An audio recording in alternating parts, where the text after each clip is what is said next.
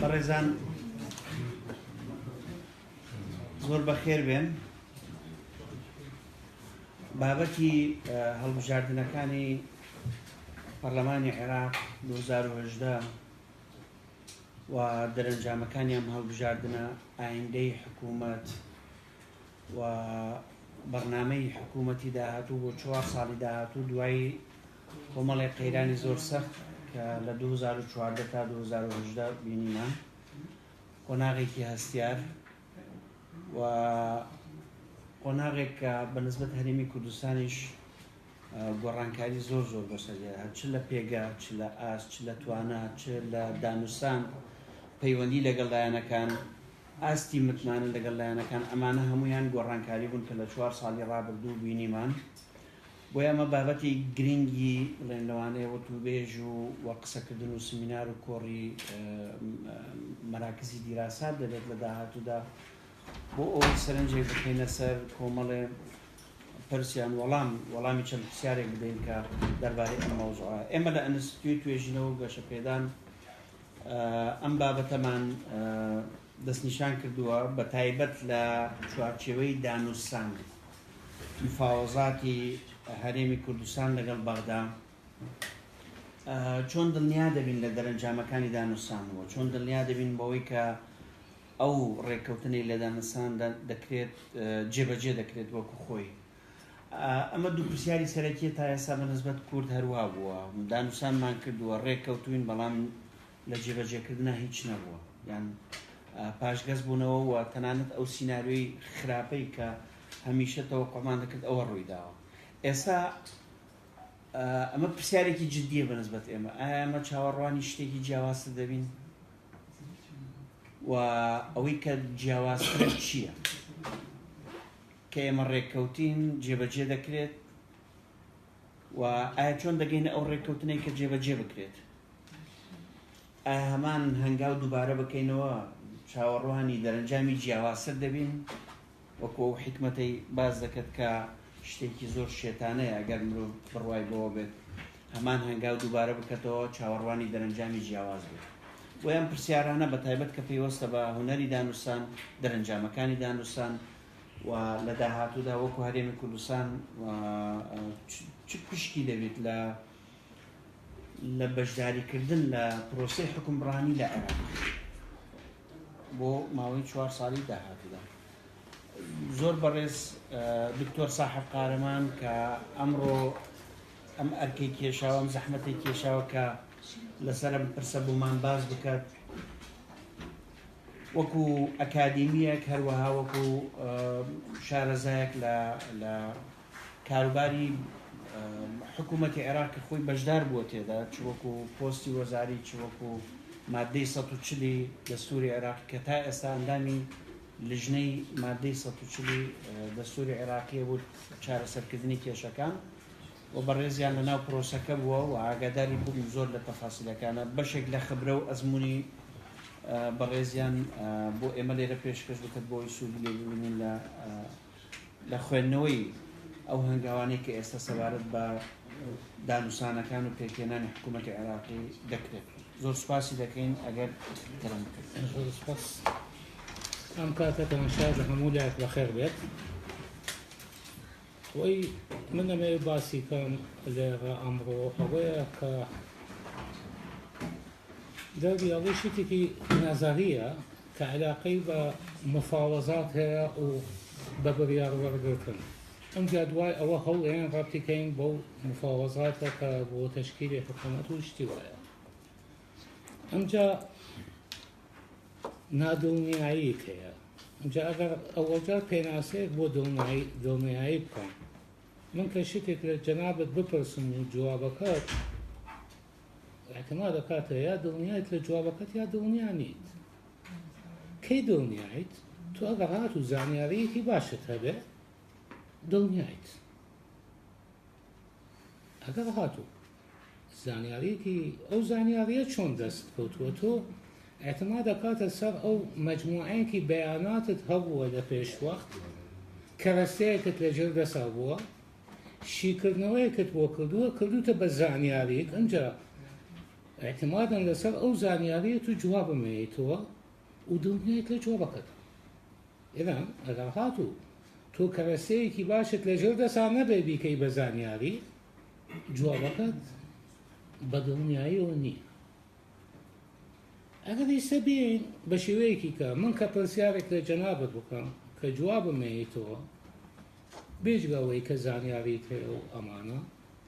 احتمال دەکاتە سەر ئەزمونت ئەزمونیش دەوری خۆی ئەبینێ لەو شتە کە تۆ دڵنیا بیت لە جوابەکە یا دڵنیا نەبیت جا هەیە تو جوابەکە بە چانس ئێڵیت یعنی ئێدا بۆ وەڵامدانەوەی پرسیارێک یا اعتماد ئەەکەین بەسەر مانتەقی تەجربە و ئەزمونە یا چانسەکەین یا باڵێن یا پەموو یا دەرەچێ یا دەرناچێت ئێدا ئەم دوو شتەیە کە ئێمە جوابێنەوە بڕیارێکمان داوە یعنی بڕیارمان داوە جواب بین ئەو بڕیارە احتمال دەکاتە سەر ئەزمون یا چانس ئەم دوو شتە لە هەردووکی منتەقی نادڵنیایی پێیاکە چۆن جوابیت لەوانەیە جوابەکەت ڕاست نەبێ ڕاستە ئەزمونێکی باشت هەبوو ئەوانە بۆ ئەم جوابەکەت ڕاست نییە یا چانست کرد چانسەکە بە شێوەیەکی کەبوو لەم دوو شتە کە وتمان ئەزمونە یان بە چانس ئێمە هینەکەین وای لێیە بە مانتەقی ئەگەینە مانتەقی نادڵنیایی لە شتەکان ئێدا نادڵنیایی یعنی دڵنیا نەبیت ئەنسەرتنێتیە بەڵ نازانێتەوە بە کودەکەیانە بێ بە نادڵنیایی لا عدم اليقين عدم اليقين العربية كي عدم اليقين ئەمجا إذن جوابەکەی ئێمە چیە دەرگەڵێ ڕفلێکشن نازان بە کوردیە بێ بچی یعنی کاردانەوەیەک ئینعکاسێکە بۆ ئەو شتە یعنی ئێدان من کە بیرم کرد بە لۆجیکی ئەزمون یا بە لۆجیکی چانس ئەمە کاردانەوەیەکە هینە بێ بۆ مەوزوعێک ئەو مەوزوعە جوابەکەم ئیستا ڕووداوێکە جوابی من ڕووداوێکە ئەمجا ئەم ڕووداوە یا تەوەقع کراوە یا تەوەقع نەکراوە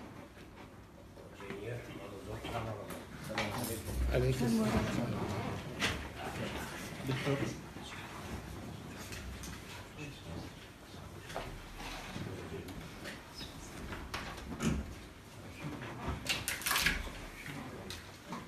دکتۆر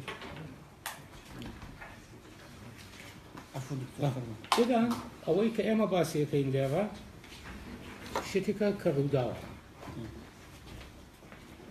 بەڵام یەک شتێ دایما ئێمە کە باس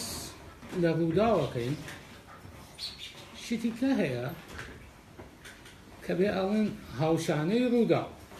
یعنی مەبەستم لە هاوشانەی ڕووداو چییە ئیستا ئێمە بڵێن ئسبەینی تەوەقعی ئەوەکەین باڕان ببارێت ڕووداوێتە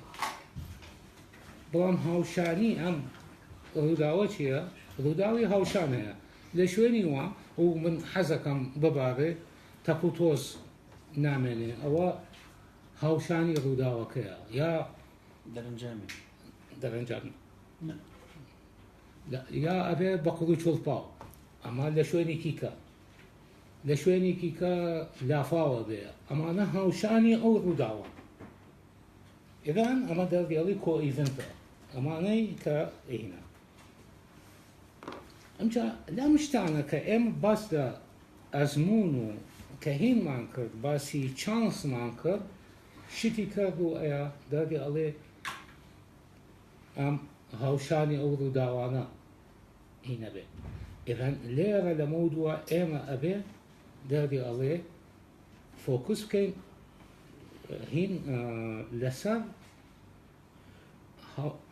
ڕووداوە هاوشانەکان نەک ڕووداوەکە خۆی ئەگەر بێن ئیستا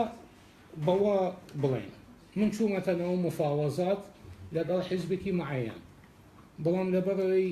دەنگەکان بەشناکە ئەو پێویستی بە یەکی کەشە دێتەنەوە ئەوە بۆ من ئەبێ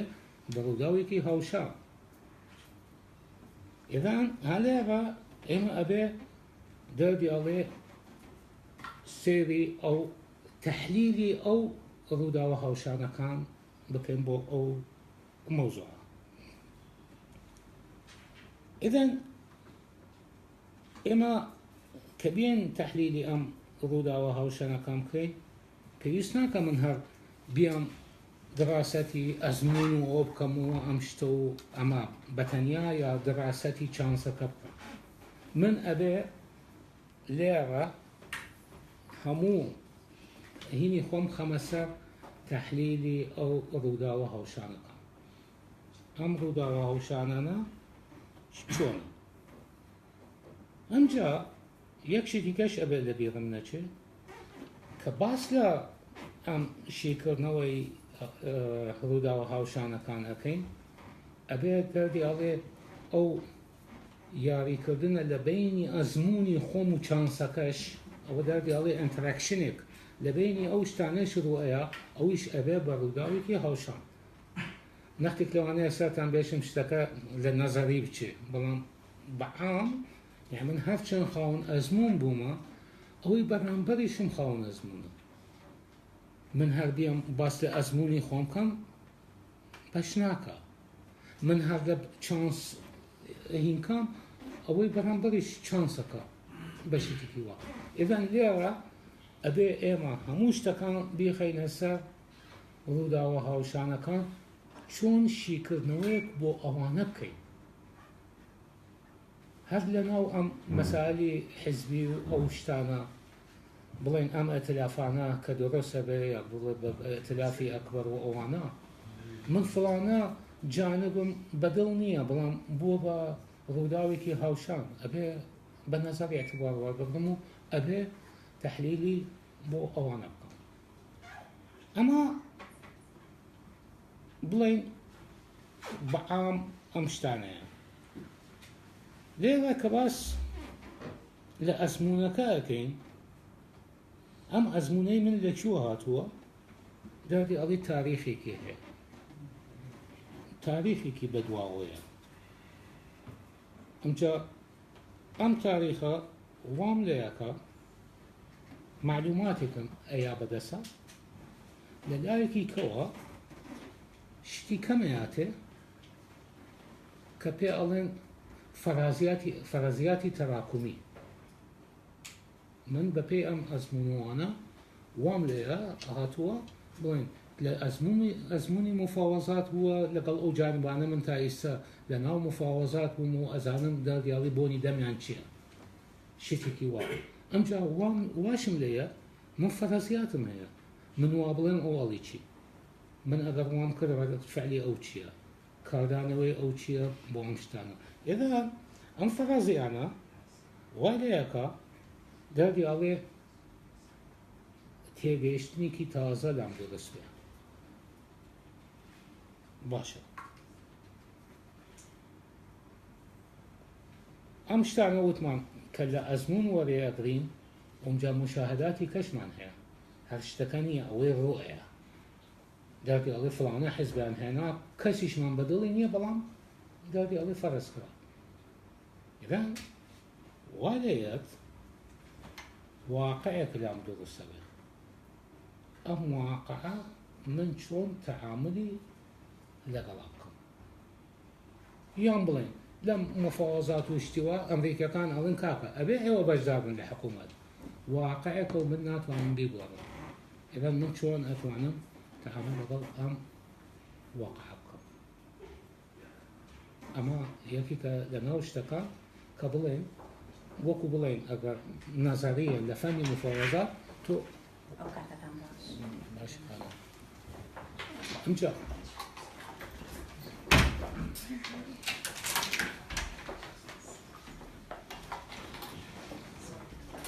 بڵێن ئەو ڕووداوانە کە ڕووەیە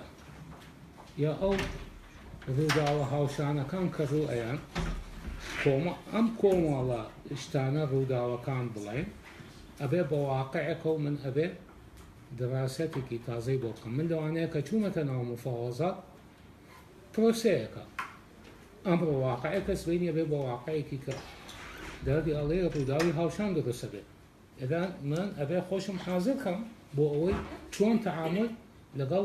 ئەو شتانە بکەم ئێدان ئەمە هەمووی دەردی ئەڵێ وای لەیەت اعتماد دەکاتە سەر ئەو فەرەزیاتە تەراکمیانە کە لای من دەدەستووە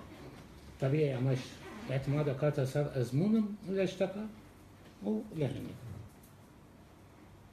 ئێدان من تووشیش دوو شتە بووم کە ئەچمە ناو مفاوەزاتی واقعێک هەیە و فەرەزیاتەکانی خۆمەیە واقعەکە ناتوانم بیگۆڕم ئێران من ئەبێ ئیش لەسەر ئەوە بکەم لەوەی ئەو فەرەزیاتەکانی خۆم چۆن دەستکاری بکەم لێرە فەرەزیات ئەگۆڕیت دەڵێ گریمانەکان ئەگۆڕیت ئەمە وابوو چۆن بە شێوەیەکی وای دەکەم بۆ ئەوەی من دڵنیا بم لەبەرەوەی ئەو شتانە کە هینا ئەو بڕیارە کە وەریاگرم بۆ ئەو شتە من هەبێ شتێکی وا بکەم کە ئەو فەرەزیاتانەی لە مێشکی منایە و لەگەڵ واقعەکە بیان گونجێنم بەیەکەوە دەڵێ ماچینێک بکرێت بۆ ئەو ڕێڵەتیە کە هەیە و لەگەڵ ئەو هایپۆتزەکان کە هەمە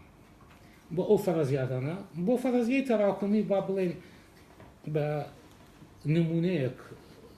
ئێنیکەم من دکتۆرم و نەخۆشێکێت بۆ دام ئەڵی سەرمێشی من فەرەزیاتەکە بڵێ لە دکتۆرەکە ئەڵم یا سەرمای بووە ئەمە هینە یا لەوانەیە وەڕەمێکی هەیە لە مێشکە شتێکی لە سەرەتی وەڕەمێکە شتێکی وە ئەو حاڵاتانەی کە لام هینە بێ دوای فەحس و شتیوە یا دەرەچێ ئەم کابرایە بەڕاست سەرمای بووە یا بەڕاست وەڕەمێکی هەیە یا هەردووکی هەیە یا هیچیان نییە ئەمە هەر چوار فەرەزیە کە فەرەزیاتێکی تەراکمی ئەەکەم بۆ ئەو مۆزوعە کە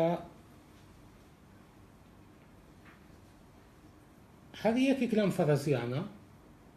بۆ ئەوەی من دەردی ئەڵێ تێستی کەم ئەبێ میکانیزمێک بگرەمە ژێردەست وەکو کابرا ئەوەی وەڕەمە من ئێناگەم ئەسکانی بۆ بکەن نازانم چی بکەم فڵانەشێت ڕەنینە نازانم چییە یا ئەوەی سەرماکە بوو بە دوو کورسیا و نەجاتمە بێ لێ و ئەمانە ئێدان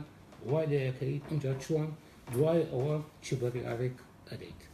ئێدەن مەبەست لێرە لە ئاخرەکەی کە بڵێن تۆ لە هی مفاوەزاتەوەوانە تعامل لەگەڵ واقعێک ئەەکەی کە ناتوانانی بێگۆڕیت و ئەوی کە بڵێن تۆ بە فەرەزیاتی خۆت دەستکاری ئەەکەیت بۆ ئەوی بڵێن بگەیتە دەرەنجامێکی باش ئەمجا خۆی ئمە بڵێن هەمووی لە جەهانێکە ژین کە هەمووی دەردیاڵی نادڵنیاییە ئەمجا ئەم نادڵنیاییە هەر لەوە هاتووە دەردیاڵێ لەو کۆنفلیکتە کە پێ ئەبێ لە بینی ئەزمون و چانسکردن لێرە مەسەلەی ئەزمونە و چانسە کۆنفلیکتێک پێیا ئەبێ لە بینی ئەمانە ئەمانگەیەنێکە نادڵنیایی بێجگە ئەم دووشتە هیچ سەبەبێکی کە نییە بۆ نادڵنیایی ئێرەن ئەزمونەکەی خۆمان و مەسەلەی چانسەکەیە هیچ سەبەبێکی کە بۆ نادڵنیایی نییە ئەمجا تۆ ئەبێ باشترین شت چییە تۆ دەردیاڵێ ئەزمونی پێشووی خۆت ئەڕابتیکەی بە چانسێت بۆ ئایندە یعنی ئەگەر هاتوو ئەم دوانە ئەزمونەکەی خۆت و چانسەکەی بۆ ئایندەت ڕابت پێکەوە کرد ئەگەیتە ئەو شتە کە بڵێن بڕیارێکی مەحکام وابگری ئەمە دەردیاڵی بە شێوە نەزەریەکە بوو بڵێن ئەمە کە علاقەی بە شتێکی مفاوەزات و بۆ ئەو شتانە کە یارمەتیمانە ئەیە لە بڕیارسازی ئەمجا شتەکە مێنی لەسەر بڕیار وەرگرتن تو بڕیارەکەت ساز کرد ئەمجا چۆن وەرەیەگری لێرە دوو پرۆسەی جایە ئەمانە شتەکان بوو کە علاقەی بە بڕیارسازیەکە بوو ئیستا ئەگەر بینە سەر دەردیاڵێ ئەو مفاوەزاتەی کە شاندەکانی ئێمە لەگەڵ وەقائەی کەنەوەوانە جارێ واقعەکە معلوم نییە چه ئەتلافێک دروستە بێ و چی ڕووداوی هاوشان ڕوئەیە ئەمە یەکە ئێدەن هەلێرە نادڵنیاییەکیشمان هەیە لە واقعەکە تا چه ڕادەیەک دەردیاڵێ ئەمریکا و دەوڵەتانی ئەقلیمی و ئۆڕۆپی و ئەوانە دەسەخەنە ناو مۆزوعەکەەوە ئەوە شتێکی کەیە هەر ڕووداوێت لەو ڕووداوانە ڕووداوێکی هاوشان دروستە بێ ئەبێ دەراستێکی بۆ بکرێ ئەمجا شتەکان ئیسەکە بڵێن لە پرۆسەی دروستکردنی ئەو ئەتلافانە چی بڵێن ئیستا پێشوەختە نازانین ئەو واقعەی کە تەعاملی لەگەڵاکەین چۆنە یا بۆ ئەوەی پێوەدا بنیشی تەحلیلی بۆ بکە بۆ ئەم شتانە بۆ شیکردنەوەی ئەو مۆزوعاتانە ئەمجاوەی من ئەلێرە باسم کرد بۆ شێوانە هەر بە شێوەیەکی ڕاضیات پێوەتوانێ حەلی ئەو شتانە بکە کە باسی ئەو فەرەزیاتانە ئەو تەرتیباتانە حەلی بۆ هەیە کامەیە باشترین شتت باتێ بەڵام فەرەزیەکان ئەبێ خۆ دروستیکەیت بڵێن ئەوەی لەناو ئەو مۆزوعەیە ئەو فەرەزیاتەکان بۆ دروستەکە ڕاضیات ئەتوانێت یارمەتی ئەوە بۆ دەردیاڵێ بڕیارسازی مۆزوعەکە و ڕۆشنایی بخاتە سەر ئەو شتانەی کە بڵێن نقاتی زعفە لە مۆزوعەکە وەکو وتمان واقعەکە تو ناتوانانی بیگۆڕی هەر لە مەسئلەی ئەو فەرەزیاتە ئەو گریمانانە کە داتناوە ئەتوانی دەستکاری ئەوانە بکەیت و ئەتوانی بە شێوەیەکی باشتر باشی خراپەکان بدۆزیتەوە لەناو ئەو مۆزوعە من هەر ئەوە ویستم هین کەم و نازانێتتر ئەگەر پرسیار و شت بەسەر چوون سپاس بۆ دکتۆر پێمان خۆش بوو من لە پرسیارێک دەست پێ بکەم ئەگەر جەنابەت لەسەرەوە بێت تەوەقعاتی تۆ یعنی بەنسبەت ئەو گریمانەیە کە لە ئێستا باست کرد لە ڕووی نەزەریەوە شاندی پارتی و یەکێتی و حیزبەکانی تر چوونەتە بەغدا هەمویان بە دەوروبەری مقتەدا سەدر دەگەڕێن ئێستا بەڵام سەردانی لایەنەکانی تریش دەکەن مفاوەزاتی پێکهێنانی حکوومەت چ جۆرە مفاوەزاتێکە بەپێی ئەو گریمانە و فەرەزیاتانی کە جەنابەت لێرە باست جاری ناتوانین باسی فەرەزیات بکەین لەبەرەوەی تو ئەوەڵ جارە بێ واقعەکە درست بێ اینجا باسی فەرەزیات دەکەین ئێستا واقعەک لە پێشە ئێستا جاری فازم چووەتە بەغدا تا خەسوەی بردووە لەگەڵ خۆی شاندێکی لەگەڵ خۆی بردووە بڵێ ئەمە چوونە بۆ ئەستەطلاعی ڕەئی و بزان بۆنی دەمی ئەوانە چیە و شتێکی وایە یعنی هیچ نەتیجەیەکی لێی درست نابێت شتی هاوەشیان زۆرە ینی تەراکمیەکە لێرە چ دەور دەبێنیت لێرە تەراکمیەکە زۆر سپاس دەرگای مناقەشە دەکەینەوە لەسەر ئەم مۆزوعات چونکە وەکو ئەساسێک وسمان ئاراستەی قسەکان بۆ بێت ئێمە پەیوەست بێت بە مفاوەزاتەوە و ئەو مفاوەزاتی ئێستا دەکرێت چییە و چۆن چ دەرەنجامی یعنی من مەبەستەکەم ئەوە چی بوو قیادەی سیاسی کوردی دادی ئەڵێ تا ئێستا لە مفاوەزات بووە جار هەبووە سەرکەوتووە جار هەبووە نەبووە بەڵام ئەم جارە دادی ئەڵێ ئایا من ئەوانەیە ئێڵم لەوانەیە هەمووی لە مێشکی هەمویان ببێ بەڵام نەک بەو شێوەیە کە ئێمە واشیمان کردەوە کە ئەمە فەرەزیە و ئەمە وایە و ئەوە وایە ئەوان ئەزمونێکیان هەیە و لەناو مۆزوع ئەو شتێکی وا بەڵام بەو پێناسەی کە ئێمە کردمان بۆ مفاوەزات بەو شێوەیە نەیبێ بەڵام ئەم جارە دەردی ئەڵێ وەکو بەڵکو بڵێن ئاخر مفاوەزات بێ لەگەڵیان و شتێکی وە بڵێن بە شێوەیەکی علمیانە بچینە ناو مۆزوعەکەەوە ڕۆشنایی بخەین سەر ئەو شوێنانە کە پێویستی بە دراستە بۆ ئەو مفاوەزات ئەمێن سپاس دوایی وەکو دەڵێن ئەم پرسیارش بۆ دواتر بەجێبێڵێن مەسەلەی لەم مفاوەزاتە مادەی 140 یان ناوچە جێناکۆکەکان چی بەسەر دێت بۆی کە ئەزمونێکی زۆرمان هەیە زۆر سپاس ئێستا دەرگای مناقەشە دەکەمەوە بۆ بەڕێزان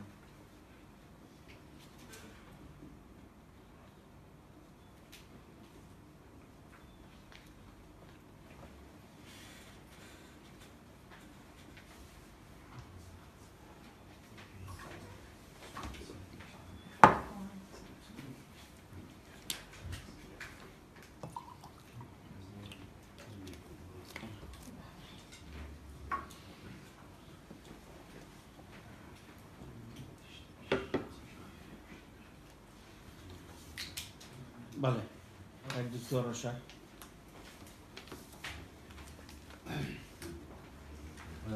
دەستخۆشی لە تۆ ساحە دەکەم سپاسی دەکەم کە نادڵنیاتری کردیم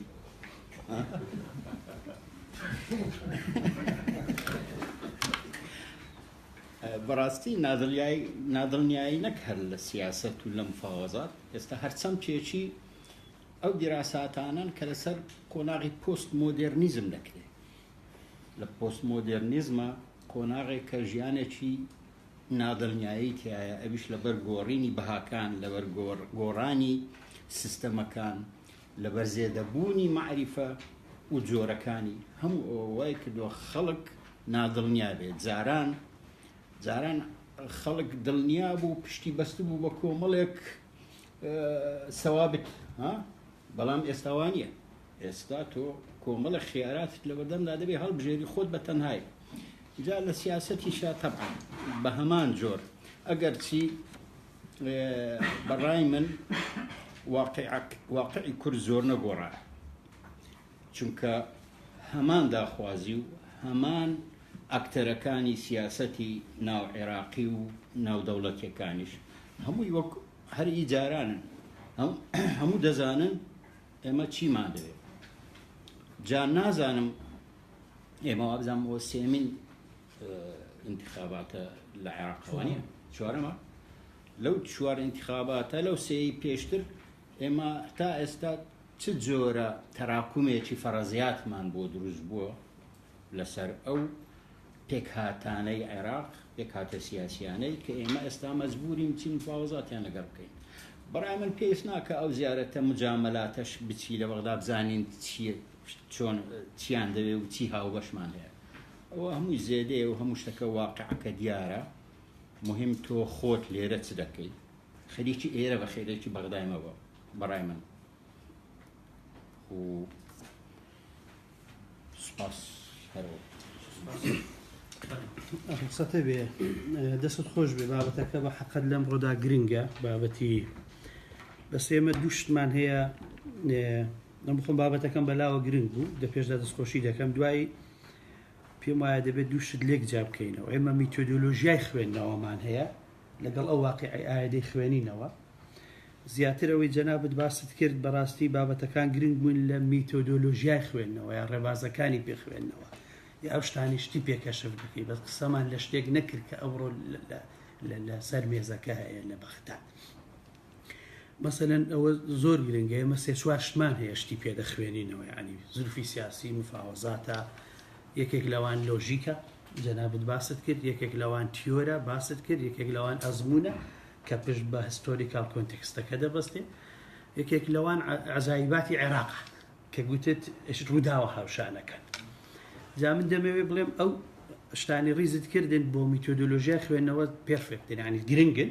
بەڵام لی ئاخیریان حەق بوو جەنابەت زیاتر لەسەر یەک خاڵ بۆستی کە بۆ ئەمڕۆ جیاوازمان دەکاتەوە دۆخەکە لە زروفەکانی پێشوو ئەویش ئەوەیە بۆ یەکەمین جارە بەرەی عێراق و بەرەی ئێران و ئەمریکا بەو شێوەیە لە یەکتر بێمنەت دەبن لە یەکتر دادەبڕێن بۆ یەکەمین جارە بەم ئاستا ئەمریکا و ئێران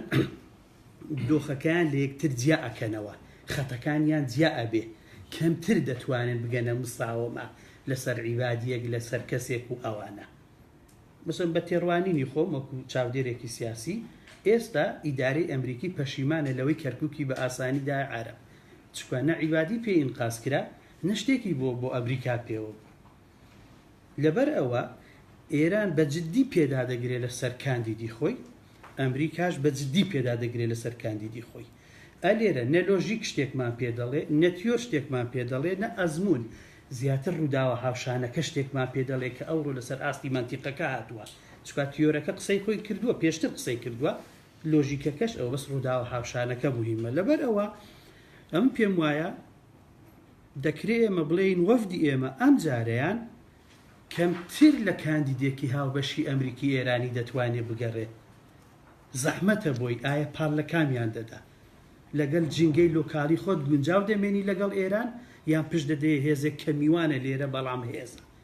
بۆ ئێمە زۆر زەحمەتترە ئەم جارە بتوانین زوو ئەوە بکەین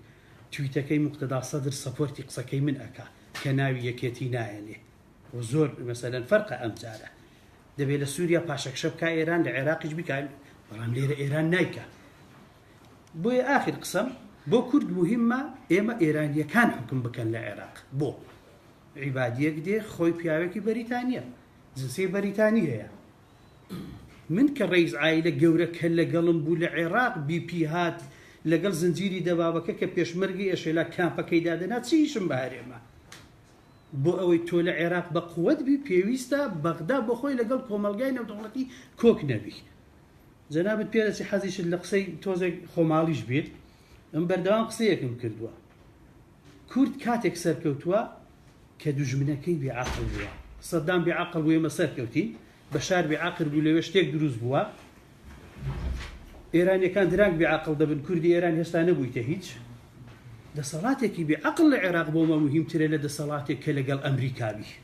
بۆ ئەوەی ئێمە کارتمان بەهێز بێ چونکە لە سیاسەتی خارجی ئەمریکی US فۆرن پۆلیسی بە هیچ شێوەیەک شتێک نییە بە ناوی کیانی کوردی بەڵام بە ناوی کارتی کوردی هەیە بۆی کارتەکەمان بەهێز بێ دەبێت ئێمە زوو تەییدی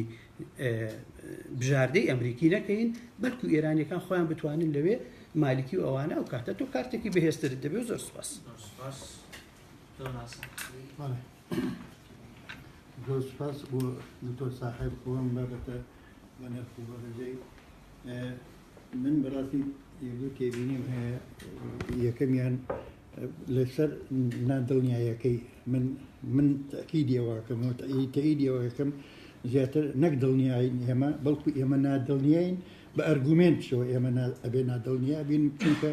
لەسەر ئەساسی بە قەنەعەتی من لەسەر ئەساسی ئەو بابەتی کە باس کرد ئەزمموی ئێمە ئەزممونێکی تاڵمان هەیە ماوەی ئەم لە پێش 2023 و دوای 2023ەوە و کۆمەڵێک ڕێکەوتنامەمان ئێمە لەگەڵ ئەو لایەنانە کرد بەڵام ئاخیرەکەی هیچی نهاتە جێ یەک شتێک گۆڕانێک کراوە گۆڕانەکە چییە؟ جاران ئەگەر ئەو لایەنانی کە ئێمە ئەچوینە لایەن بە تایبەتی با ناوبێنین شیعەکان ئەوان تا ڕادەیەکی یەکجار زۆر هەمویان هاودەنگ بوون ڕاستە لەسەر هەندێک مەناسب هینون بەڵام تا ڕادەیەک هاودەنگ بوون چونکە بوو ئەیانز بە هەر شێوەیە بێ ئەوان خۆیان بچەسپێنن لە دەسەڵات بۆیە ڕێککەوتبوون لە بینی خۆیانە ئێستا منافسە هەیە لەسەر ئەوەی کامیان یەکەم بێ و کامیانش نەک هەر دووەموسێن بێ بەڵکو لەوانەیە پاراوێز بکرێتەوە بۆیە شانسێک هەیە بۆ ئێمە چۆن تەعامل لەگەڵا بکەین من لەگەڵ ئەوە نیم نابێ وەفدەکان پێشووتر بچن بە پێچەوانەوە خەلەلیکی ئێمەی پێشووتر ئەوەیە دائیمەن سەرکردەی یەکەم ڕۆشتووە بەبێ ئەوەی کە هیچ باگراوندێکە بێ دانیشتووە گفتوگوی کردەوە گەیشتوونەتە نەتیجەیەک بۆیە وەما ئێمە پێویستە پێش ئەوەی سەرکردە سەرشەکان بڕۆن ئەبێ خەڵکێکی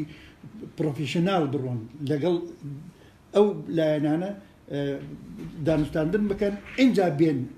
گەڵاڵەی ئەو شتێک کە پێگەیشتوونە بیگەێنە سەرکردایەتی خەڵێکی تر ئەوەیە کە ئێمە بەداخەوە جاران ئەگەر لەبینی یەکێتی و پارتی تا ڕادەیەکی زۆر یەکگرتوو بووین ئێمە هیچ نەبێ بەرامبەر بە کێشەکانی ئەوێ ئێستا وانە ئێستا کاراکتەرەکانی ناو کورد هەمویان یەکدەنگ نین بەرامبەر بە مافەڕەوەکانی گەلی کوردستان هەندێکمان داوای سەربەخۆیی یەکەین هەندێکمان داوا ئەەکەین لە چوارچەوەی عێراقدا ئینکەین هەندێکمان ئەسڵم بەداخەوە هەیە هەر خواخوایەتی ببێت خۆی بکە بە بەشێک لە عێراق بەبێ ئەوەی کە هیچ شتێک بۆ کورد بۆیە من پێم وایە ئەرکەکانمان ئەم جارە زۆر سوک نییە ئەرکێکی قورسە و من پێم وایە درێژەش کێشە لای من مهم نییە بەڕاستی ئەمریکا هینەکەی خۆی دانا ینی بڵین هەڵبژاردەی ئەمریکا سەرەکەویان هەڵبژاردەی ئێران سەرەکەوێ لای من مهمە کامیان دان بە مافەڕەوەکانی گەلی کوردستان دێنێ وەکو جەناوی سەرۆک بارزانیش تەکید لەسەرەوەکە ئەگەر ئەوە نەبی ئێمە لكل حادث حديث زۆر سپاس زۆر سپاس بۆ دکتۆر ساحب و جەنابتانەوە بۆ ئەو نەدوێە طبعا حەزەکەم باسی لایەنێکی تر بکەم کە پەیوەندە بۆ پرسیارەی کە یەکەم جار کرات چۆن گەرانتی دەکرێت کە داواکاریەکانی کورد جێبەجێ دەکرێت يعني باش تشكيل الحكومة طبيعي احتمال لوقت مفاوضات وانا زور وعود ادري كالعاده ومجاملات زور اكري بلام او لايني كدستلات بدست ادريتوا بزوري تكربي ركاتوا تماشي مصالحي تركا احتمال بقرينو عيني نقطيه كمي لو دوازده جارده صالح اخير ده ايما توش بوين كوعود ادري وتنفيذ ناكر طبيعي براي من هيز جرانتيك نية كبلي إجباري حكومتي تازي عراق كي كوا داوا كاريا كامي كرد بلام اسلوبي ايش كردن لك الام حكومته احتماله بتوانين استفادة بكين لو تجاربي كبيشا رويدا بشيوي تفاوز كردن لسر مسائل مختلف لخلال او تنصالاني يعني كلا بغدابو كرد طبيعي يكك لو مسائلاني كزور جرينجا براي من هر مفاوضاتك زقا لوي كبرنامج حكومتك طرح كري واتفاق كري لقال اما اشتيتي عام باسك بلام كلا تفاصيلك بحث كري كتسون مثلا ما ديستو التنفيذ بكري موضوعي بيشمرقه موضوعي نوت موضوعي اوانا همو ملفاتي ما نتوكل بيت تعامل لك بكري وهردا بي لقريش بكري لقى حكومة العراق لبر اما قصدم اوي كشوي تعامل كردن شوي مفاوضات احتمال ايما عندك اخطاء ما نهبوا رابردو وكو كرد طبعا خطأي غلط قوري حكومة العراق بوكا ايمانيا بحقوقي کورد نەبوو مانیان بە دەستور نەبەوە شتێکی معلومە بەڵام چۆن ئەتوانێ ئەم مەوزوعە زیاتر بە شێوەیەکی تر بۆی بچینە پێشەوە بەڕای من هەر مفاوزاتێکی تەفسیلی کە لە دوا ڕۆژ ئەکرێ پێویستە لەگە هەر جیهاتێک بێت سەر حکم سەر بە ئەوەی بڵێن خەتی ئێران بێت سەر خەتی ئەوروپی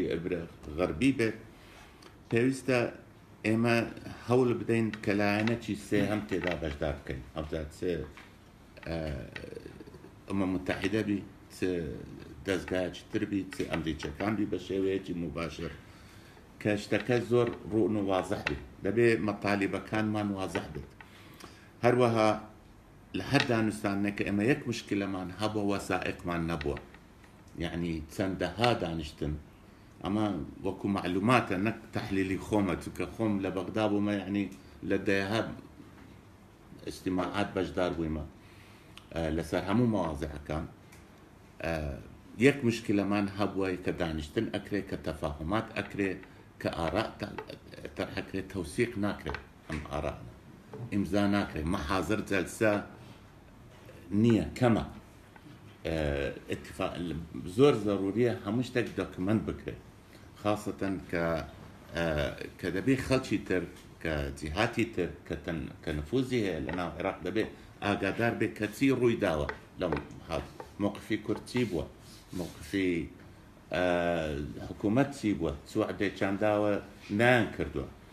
هەروەها بە شێوەی کە طبعا نقطەی ئەساسیش دێتە پێشەوە یەک ڕێزی ناو کورد لە موقف يعني هەر هیچ نەبێ ئێستا بەو حالەتەی کە لە انتخاباتە تۆ موقفی پارتی و یەکێتی بشتێکی گەلێک ضروریە کە موقفێکی هاوبەشیان هەبی لەم مفاوەزاتانە لەم بۆچوونانە باشتر ئەوەی هەموو لایەک تێدابی کەس ئەوە ناکە کەم ناکاتەوە دەوری هیچ لایەنێک بەڵام ئەمە دوو هێز ئەساسیەکانە کە دەبێ موقفێکی هاوبەشیان هەبی دەبێ ئسلوبی ئەوە هەبێت کەەوە ئەو خەڵکەی کە ئەچێتە بەغدا چ مەناسب وەرەگرێت چ پەرلەمانتارەکانی لە بەغدا هی کورد دەبێ ئەوانیش ڕۆلێکیان هەبێت لەم مفاوەزاتانە ئاگادار بن هەر یەکە و لە لای خۆی معلومات یعنی خبرەتێک پەیدا کردو و پەیدا ئەکات ئەمە هەمووی تەئسیرەکە لەسەر مفاوەزاتی داهاتوو لەگە حکوومەتی بەغدا و احتیمالە بەم شێوەیە ئێمە موقفمان بەقوەتر ببی ئەمن دڵنیام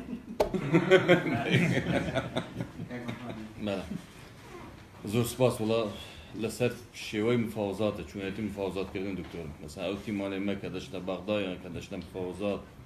حەقەت دەبینی کە تیمێکی پرۆفشنەل نینە لە مفاوەزات ئەسان دەبینی هەروە بدەک و خەڵکێک دەچیان هەر جارێک و بەڵام ئەو هەموو پێویستی بەوەیە کە تیمێکی باش بە قووات پرۆفشنەل هەبی لە مفاوەزات بەس ئەمە دەچینە مفاوەزات بەس نازانی کودا بنیشین نازانی ڕوومان لە چێ بی ینی چکە ئەوە بۆدی لەنگویج و ئەو شتانە خۆ هەموو لە فەنی تەفاوت جەناب شارەزا یانی حسابی هەیە بەس ئەمە هیچ حسابێک لە باو شتانە ناکەیت هەر جارێک خەڵکێک دەچی هەر جارێک کەسانێک دەچی کە وەکو گوتم نازانین یعنی لە چێ داش بنیشین کوداش بنیشین چ دەکەین چ دوکومنتمە لەوانە بچین لە بۆ مفاوەزات ئەسڵ ئەو مۆزوعی کە دەچین مناقشەی لەسەر دەکەین معلوماتمان لەسەری نەبی یان هیچ دوکومنتێکمان پێ نییە یان هیچ وەرەقەیەکمان پێ نییە ئەو جۆبەڕێم زۆر میمە کە تیمێکی پرۆفشنەلی زۆر بەخوات هەبی لە مفاوەزات شەر نییە مەسائلە سیاسی بکە کە سیاسی لەوانە تەوقیع کاخیری ئەم خۆم لە 2004ەوە لە مفاوەزاتم لەگەڵ وڵاتانی دەوروبەر لەسەر کەیسی ئەو مشکلەی ئەو ڕاستە لەسەر مشکلەی ئەو بەس لە تورکیا چێ لەگەڵە مندادنیشی یەشار یاکیس کە هەموو 40 ساڵ وەزیری خارجی و سەفیر بووە يعني ڕاستە اختصاصی ئەو نییە بەڵام چونکە دیبلۆماتەوە لە مەلەفی ئەو لە مەلەفی تەفاوز خەبیرە ئەو دێ لەگەڵە مەدادنیشی کەواتە زرورە ئەمەش یعنی تیمێکی زۆر بە قووەتی تەفاوزی هەبیتن کە وەختی مفاوزات دەکات بگاتە نەتیجە دوای سیاسیەکان دوای سەرکردەکان مەسەلا ئەوانە بەس ئیمزا دەکەن ئەوجا من هەرەوەم هەوو سپاس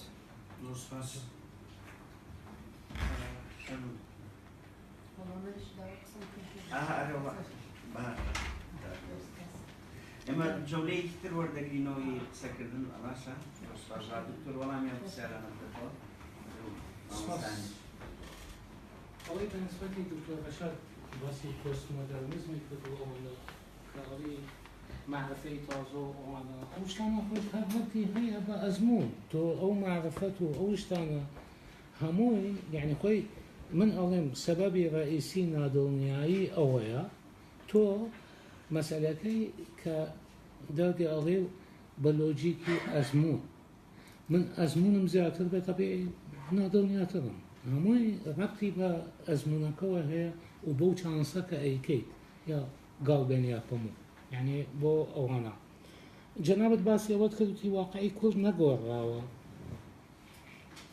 واقعی کورد نەگۆڕا بەڵام واقعی حکوومەتی هەرێم گۆڕاوە جاران پێش وەخت چۆن بووین پێش 16 ئۆکتۆبر و دوای 16 ئۆکتۆبر عینی قووەت بە عینی هینمان نییە وەزعەکە واقعەکەی گۆڕاوە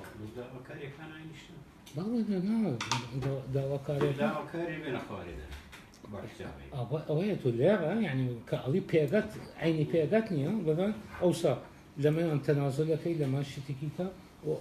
کاڵی واقع نەگۆڕاوە واقع گۆڕاوە من وایە بێنم ئەوەی جەنابەت باست کرد لە تەراکمی فەرەزیاتی ئەم جەماعەتانە نازانم وەکو کاک دڵشادیش ئشارەتی پێە تۆ لە مەحازەرێکی ئیجتیماعاتت نییە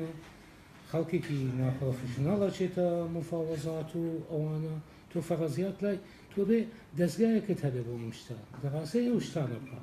یعنی ئەوە نییە هەر ئەوە فڵانە کەس باشترین مفاوەزمان بوو ئەمری خوای کرد بڵێ تەواو یعنی چی دوای ئەوە تۆ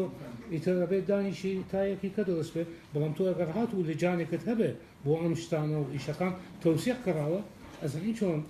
ئینەکەی ئەوەی ناوی جەنابتم نەزا کاک حەسەن و مستەحسەن ئەوەی من لێرە باسم کرد هەر وەکو جەنابەت باسیەکەی ئەوە خوێنەوەیەکی میتۆلۆجیە بۆ ئەو شتانە بەڵام ئەوانەی کە باس لەوە ئەەکەی کە ئایا ئێران بێ من بڵێن حکمێکی سەر بە ئێران بێ بۆ من باشترە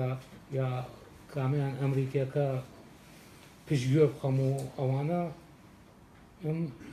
نازانم یعنی لەسەر چی ئستنادت کردووە بۆ ئەو شتانەی کە بڵێن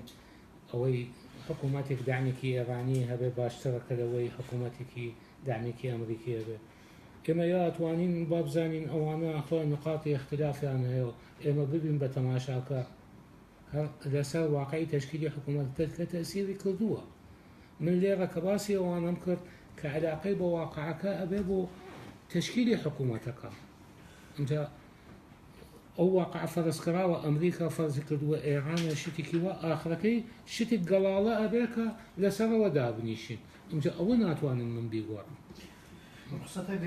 جەنابەت باسی ئەزمموی شت کرد لەگەل لۆژیک و لەگەل ئەوانە ئەزممون شتێکی پێمان گوت لە ماوەی ڕاوردوو گوتی کە ئێمە گەمارۆ دراین ویسمان گەمارۆەکان بشکێنین توزانی چۆن سەفەر دەکرا بە تیارەیە هەندێک بە سیارە هەندێک بە تیارە تا تۆ بە دەرەوە گەیشتی لەوەی کێشەی هەرێک گەوری ئێمە هەژمونی بەریتانیا بوو بریتیش پەترۆلیۆم لە کەرکووک بووە نفوزی ئەم پیاوە و هەندێک هەتا ئۆپۆزیسیۆنی ناوخۆی کوردیش لە بەریتانیا ڕۆڵێکی گەرێک خراپی بینی بۆ لەبەرگۆڕ ڕێتی عێراقی خۆیتی بژاهین عیبادی خۆیتی و هەموو شتێک بەیەکەوە هەیە بوو بەڵام ئەگەر لە جێی ئەو کەسێکی تر بێ ئەوەندە غەربی نەبێ ئەوەندە چۆن دەوە لەگەڵ ئینتەرناشنال کۆمیونیتی گونجاو نەبێ کارتی تو بە قووەتر دەبێت لەسەر یەک ئەساس کورتی بێ بەڕماوە کورد لە سیاسەی خارجی گرەی پاوەرەکان شوێنێکی نییە وەکو ستەیت شوێنێکی هەیە وەکو کات کەی فعال دەبێت کە کارتەکەی بەرامبەرت زەعیف بێ کەی کارتی بەرامبەر زەعیف دەبێت کە خۆی بەشێک نەبێت لە جیهان تۆزێک لەگەڵ جیهان ناتۆکی هەبێ خۆ لە دەستمان نیە لەوانەیەکی ئەمریکی دانێن لەوانەیەکی ئەوە دانێن ینی گریمانەکە بەردەوام بین لەسەر لاوازکردنی بەغدا لە قازانجی ئێمە لاواز بێ لەگەر کۆمەلگای نێودەوڵەتی زۆعفی هەبی نەک خۆی هەمووی لاواز بێ گریمانەکەی ئەوەی جەنابی دکتۆر ناسەح باسی کرد ڕاستە یعنی شتەکان ئەرکەکانمان ئێستا سووک نییە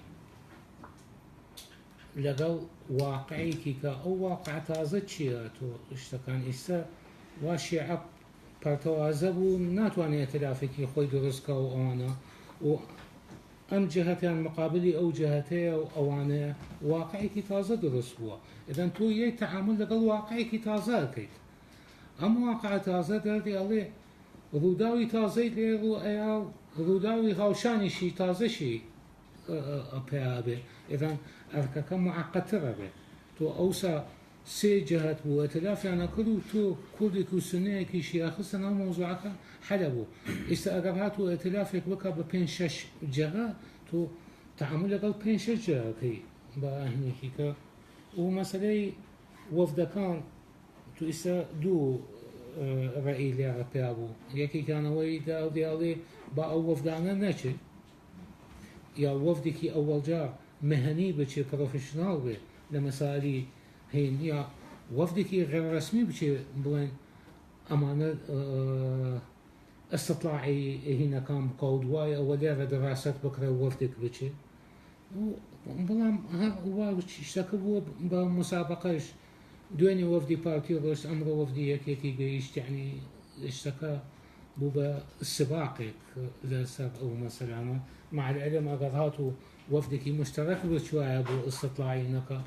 لەوێ باشترە بوو بوبرە دروستتر نییە کە وەفدێک يعني ئەوە بڵێکی ئێستا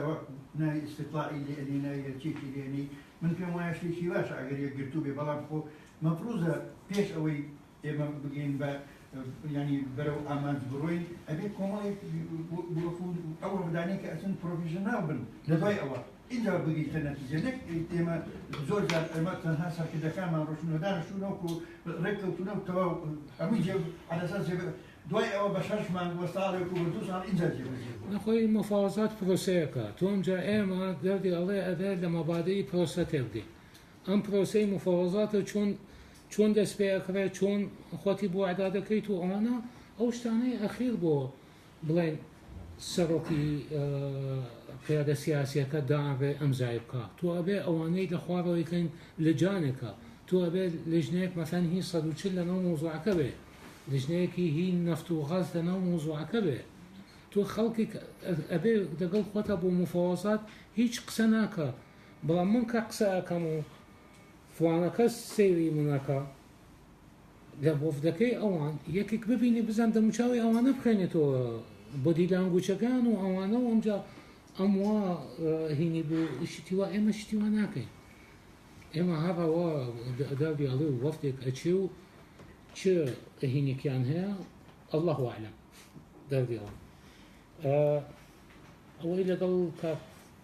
محەممەد ئەمین تەباسیە کرد ڕاستەوە وەفدەکان غێر پرۆفشناڵە ئەچن بۆ ئەو مۆزوعانە و وەکو بڵێن وەکو پرۆسەی مفاوەزات ببینین ئێمە یعنی دەردی ئەڵێ ئەبێ لاپەڕەیەکی تازە بکرێتەوە بۆ ئەو مۆزوعانە بە دراستێک بە شێوەیەکی گونجاوتر لەبەرەوەی ئەرکەکە سووک نییە ئەمجارە ئەرکەکە قۆرسترە و هەر یعنی بۆ نەجاحەتی ئەم مفاوەزاتە تۆ چەند خەڵکێکی بەقوت لە دەوەرت بێ هینەکەت بەقوترە بێ یعنی ئەو وەفتەی ئێستا کە چووە بڵێن کاک فازڵ وەکو مەکتەبی سیاسی خەسەرگۆڕان وەکو بەڵێ باشە ئۆمێ سەباح من دەوری نابینم لەوێ یعنی تۆ بۆ چێکی سەرۆکایەتی هەرێم و نەماوە بڵێ ڕەسمیە تۆ چیەکەی لەو ناوە یعنی بە سەراحەت بڵێم من کە بینی و شێت بوو چیەکەی لەوێتەوە تۆ وتەبێژی سەرۆکاتی هەرێمی لەوێ ئەچیتدا ئەنیشی لە پێشی پێشەوە ئەمانە بیهە عالێ هەداڕێڵێ لە سەرمانەکەوێ کابرا نا مەسئولێکی حیزبیە بڵێن وەکو حیزبی بچێ کاکەقینا مشکلەکە شەخصیە مەفهوم تۆ کە شتەکە ئەو عنوانەکەی وەزیفەکەی متەحەدث وتەبێژی سەرۆکاتی هەرێمە ئەی بێ بۆ ئەوێ قینا یەکی کە لە باتی ئەو بنێڕە و بۆ بەخسەکان بێنێ یعنی شتێکی جەولەیەکی کە بەهارخان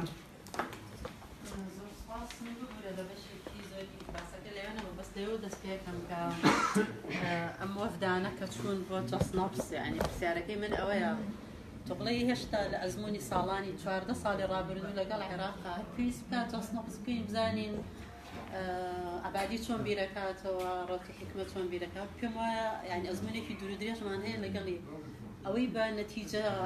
لە لای زۆرێکمان لەوانەیە پیا بوو بێ ئەوان چەند خلافیان هەبێت لەسەر سڵتەی خۆیان بەس لە بەرامبەر کوردایە گرتوون یعنی چکە هەر لەم کاتەیە باسی ئەوە کرێکە تحالفێکی شیعی دروست بووە نازانم کۆمەڵێک باسەکری و تەسەڵێکەکەم احتیمالەیە دروست کرێ بۆیە پرسیارەکەمەوەیە پێویستمان بە جەستنەفس یان پێویستمان بەخۆ ئامادەکردنە پێشەوەی بڕۆین هەروەک مامۆستا فەرمووی بەداخەوە مسابقەیە لەسەرەوەی کێ زۆڕات یعنی عینەنەوەی کە کاتی خۆی مسابقە بوو لەسەرەوەی لە دوای ڕیفراندۆمەوە کێ زووتر ئەچی عیلاقی خۆشەکاتەوە لەگەڵ حکومەتی عێراق ئێستاش هەر ئەو شعورە لە لای خەڵک دروست بووە کە مسابقەیە چونکە نازانی تویانە مثلا پارتی لە دیعایی بەڵێ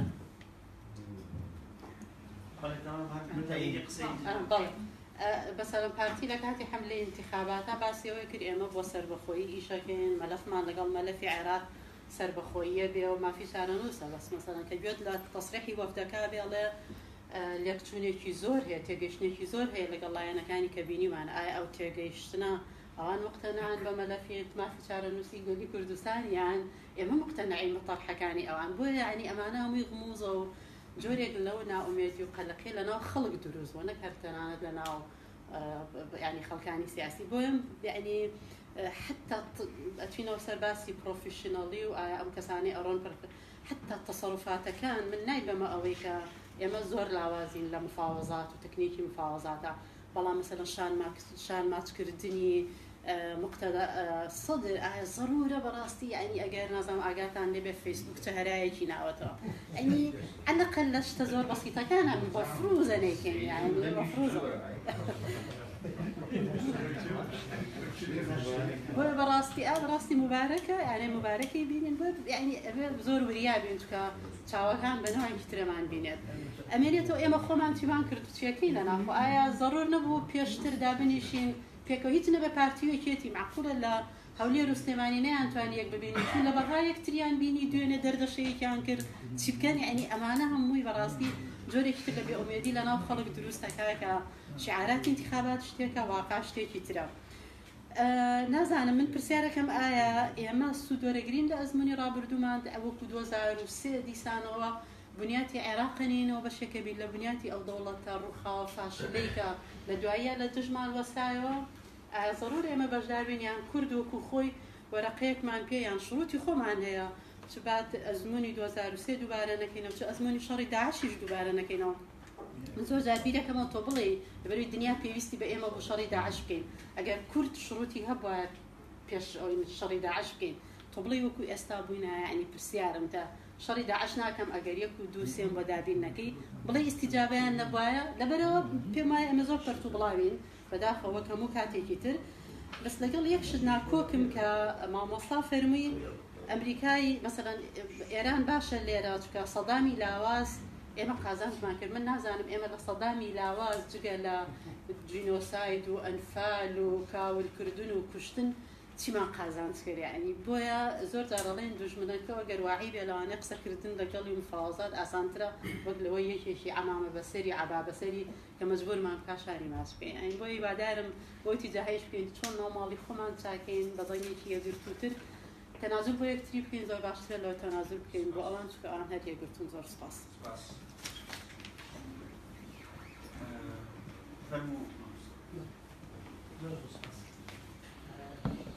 ئەو دامستانی ئێستا کە ئەو مفاوزەتەی دوای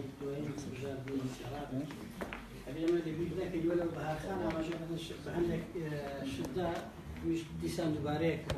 زۆرشتر ئەویش ئەوەیە ئێمە لە هەرێمی کوردستان نەک لە هەرێمی کوردستان لە هەرێمی کوردستان و لا ناوچە کوردستانەکان دەرەوەی هەرێمی کوردستانیش ئێستا وەسیقەیەکی یاساییمان هەیە وەسیقەیەکی یاسایی وەسیقەیەکی تاریخیە کە لە سەتانەوە و ئەوەندا پۆینت ئەوەندەی گەلی کوردستان ئەوەی کە بەشدار بن هەڵبژاردن لەگەڵ عێراق نەبێت ئێمە ئەتوانین ئێستاش ئەتوانین ئەو کارتە بەکاربین لە حاڵەتێک ئەگەر وەکو مامۆستا فەرمووی ڕووداوە هاوشێوەکان بەکەڵمان نەهات لە ساڵحی ئێمە نەبوو ئەگەر پێشهاتەکان و هەموو ئەو تەجاوزات تەقسیماتەی کە لە نێوان ئەمریکا و ئێران هەیە لە ساڵحی دۆزی ئێمەدا نەبوو کارتێکی زۆر مهمەیە کە ئێمە بەکاربینین ئەویش کشانەوەی کوردە بەگشتی بە مەرجێک یەکدەنگ بین بە کشانەوەمان ئێمە ئیلغای دەوڵەتی عێراقەکەینەوە تعتیلی عەمەلی سیاسیکەینەوە زۆر گرینگە کە سەرکردەکانمان بڕیار بەدەستەکانمان ئێمە ینی میلەتی خۆیان بەکەم نەزانین و چۆن بارزانی فەرمووی من بۆ خۆم شەرمەزاری میلەتی خۆم ناکەم ئەبێ دەنگەکانی شەرمەزار نەکەن بەڕاستی ئەکرێ ئەوە وەکو بژاردەیەک بەکار بێت وەکو ئەگە بژاردەیەکی تاکتیکیش بێت لە ئاخری مەتاف کە ئێمە نەگەیشتنە هیچ دەرەنجامێک لەو مفاوزاتانە کە خەریکە بدۆڕین کشانەوەمان بژاردەیەکی زۆر حەکیمانەیە و متاکید بە عەمەلەی سیاسی لە عێراق بەبێ پێکاتەی کورد کامل نابێت تامان پێشوتم ئەبێ ناوێک لە یەک ڕزی هەبێت زۆر سپاس حسێن زۆر سپاسی کاک دکتۆر دەکەم بۆ ئەو مناقشەیە کە گرنگی مناقشەی کاک دکتۆر لەوە تا بکەم مەجبور دەکە بیر بکەیەوە دەست خۆش لە بەشی ئۆنتۆلۆژی ئەو مێتۆدۆلۆژیەکە تاکیدی لەسەر دەکەی لەو منتەلەقەرە ئەو پرسیارە دەکەم پێناسەکردنی vital interest چی دەورێکی هەیە لە پێناسەی واقع و ئەو فەرزیاتە و ئەو ئالتەرناتیڤانەکە بۆ دێ ئەو پرسیارە vital interest vital interest پێناسەکەی چەندە گرینگە بۆکە بتوانی ئەو واقعەیە کە دەڵێی پێناسەی بکەیت زۆرسپان بۆ ڕێستانە بۆ ئینستیتو بۆ ئەو خۆشەویستە زاتە بە ڕێزانەی کە دانیشتون و لە دڵنیاییەوە سوودمان لە بابەتەکەت بینی کاکتۆر من لە فەنوفنووی مفاوزات بۆ پێویدی بلوماسەتیش بەشێکە لە قانونی دەولی ڕاستەخۆدا ڕاستەخۆ دەخوێنرێ لە پاڵ ئەو ئەزمونی کە ئەزمون کراوە لە عێراق و کوردستاندا من بە کوردی وای دەبێنم پێم وایە کورد لەو پەڕی دڵنیاییدا دەچێتە بەردا و وەفدەکەشی لە هەر ئاستێکدا بێت وەڕقەکان وازەحەن ڕوونن و تەسەوڕ ناکەم بەقەدەرەوەی کە کورد لە خۆی دڵنیایە بە ترسێکیش کێشەیەکی گرفتێک لە ئارادا بێ مەتبەقی پەخت بەغدا پەیوەندی بە کوردەوە نییە ئەمریکا بیکایە ئێران لە پاڵ ئەو مەتبەخەدا کورد ئێستا یەک پێناسەی هەیە ئەویش مفاوزاتی ئیدارە و حزور بەرنامەی حکوومەت چییە پشکم چییە ئەم چەند یاسایە هەن ئەگەر بکرێ بە زۆرینە تێنەپەڕن لەناو ئەنجومەنی وەزیران بۆ مستەقبل دووسێ یاسای گرنگ هەیە دەکرێت دەرنەچن بەبێت تەفاهم و هەماهەنگی و ئەخیرەشن ئەگەر بکرێت لەسەر سنووری ناوچە کوردستانەکان زۆرێک لە حەزوری ئێمە لەو ناوەندەدا هەبێ ترمەڵ تاڵبی کورد مافی چارە نووس سەر بەخۆی و وەرەقە و پیشانەوە و ئەو جۆشتانەوە نازانم پێم وایە ئەم شتانە ئێستا لە عالەمی کوردی لە دنیای کوردی لە سیاسەتی نێوەڕۆتی لە سیاسەتی ئەقلیمی بەڕاستی پێم وایە کورد تەواو لیان چۆتە دەریان ڕێتی سوپاسی دەکەم لا من بۆیە پێم وایە کورد لەو پەڕی دڵنیاییدایە بە تاک حیزبی بچن بە زۆر حیزبی بچن بە فرە حیزبی بچن ئێتر زۆر سوپاس والمتصوف فاش دلين اعبد ربك حتى ياتيك اليقين بقي شي بينا يقين في اسمه بمفاوضات نيه شو متصوف لم يقين جرينجا التي كارجا بس توجد لك دولة قليلة توفر يقين دكتور هيمن زۆر سپاس کاک دکتۆر صاحب طبعا فریم ورکێکی زۆر باشت پێشکەش کرد بۆ من لێرە بۆ مەسەلەی تێگەیشتن لە پێداویستیەکانی دانووسان طبعا خاڵی یەکەم دەمێت لەسەر ئەنسەرتنتی قسە بکەم کە کاکتۆر ڕەشاد فەرمووی سپاس کە نادڵنیات کردین طبعا لە پۆست کۆنفلێکس سۆسایەتی یان لە کۆنفلێکت پرۆن سۆسایەتی کە عێراق لە چوار لەو وڵاتانە پۆڵێن دەکرێت دەرەجەی ئەنسەرتنتی هە زۆر زیاترێت لە وڵاتانی دیکە لەبەرەوەی institution ضعیفە value یان هەرنیە یان زۆر لاوازە political trust نەماوە لەبەرەوە لە دۆخی ئێستا عێراقەکە لەو چوارچێوەیە بەڕاستی دەتوانرێت پۆڵێن بکرێ دەرەجەی ئەنسەرتنتی زۆر زیاترە ئەوەی پەیوەندی بە مەسەلەی ڕوودا و ڕووداوی هاوشان و ئینجا هەوڵدان بێ بۆ نووسینەوەی یان ئامادەکردنی گریمانەی جۆرا و جۆر من کۆمەڵێک گریمانە و هەلێرە ئێستا بەس لەسەر دۆخی کوردستان بە ژمارە یان ژمارەیەکی زۆری گریمانەی مە دەتوانین دابنین ئایا پارتیۆچێتی بەتەنیا دەڕۆن یان پێکەوە دەڕۆن ئایا حیزبەکانی دیکە بەشداری دەکەن یان ناکەن ئەگە بەشداریان کردووەکو یەکوت لە دەڕۆن یان بەتەنیا دەڕۆن ئەمانە هەمووی تەبان بەڕێزان تەسیراتی دەبی لەسەر پێگەی ئێمە چونکە عێراق وڵاتێکە معاملە لەگەڵ ئێمە ناکە وەکو هاوبەشێکی سەرەکی لە پێکاتی عێراق معاملە لەگەڵ ئێمە دەکا بە ژمارەی کورسەکانمان ئایا ئەو کوتلی لە بەغدا دروست دەبێت چەند کورسی ئێمە پێویستە ئایا بەتەنیا پارتی پێویستە یان ئەو چوار لایەنەکەی دیکەی پێویستە کە ئێستا بەهۆی کێشەکانی انتخاباتەوە تۆراون لە نەتایجەکە واتە بەڕاستی ئێمە زۆر زەرورەکە دکتۆر صاحب ئەو قسانی جەنابەت بۆ مامۆستاکانی ئێمەیان ئێمە فەرموو لێرە زۆر زەرورە بۆ نمونە حیزبەکان ئەو 6 حیزبە جاران 5 بوون 4 بوون حساب بوونێتە 6 زیاتر ئەم حیزبانە لەم فرەیموەرکە تێبگەن ئایا بە فعلی مەگریمانەمان هەیە کە دەڕۆین سپاس دەکەم ینی زۆر فرەیموەرکە زۆر نایابوو زۆر جوانە بەڵام ئێمە کەسمان تەسەوڕ دەکەم لە دروستکردنی بڕیارە بەشداری ئایا جەناب لە هیچ مؤسسەیەکە ئیش دەکەیت کە بۆ نمونە کاک دکتۆر صاحب کە بتوانانی بۆ نمونە ئەو فرەیموەرکە جوانە بەوان بدەیت تۆزێک بیان ترسێنی لایەنی کەم کە کاتێک دەڕۆن دەفتەرێکی وایان لا بێشت بنووسن سپاس کاک سپاس لەسەر قسەکانی بەهاخان ئەوە هەمووی لەگەڵێم بەڵام ئەم وەفتەکە چوە بۆ جەستنەبەزە یعنی من وای ئەبینم هەر بۆ جەستنەبەزە و شتێکی وە هێنا مشزانم جنابەت واتیات ئەزانم بۆ بەس ئەڵم پرسیارەکەم بۆ ئەوان بوو پێویستمان پێێتی یعنی نەمان ناسی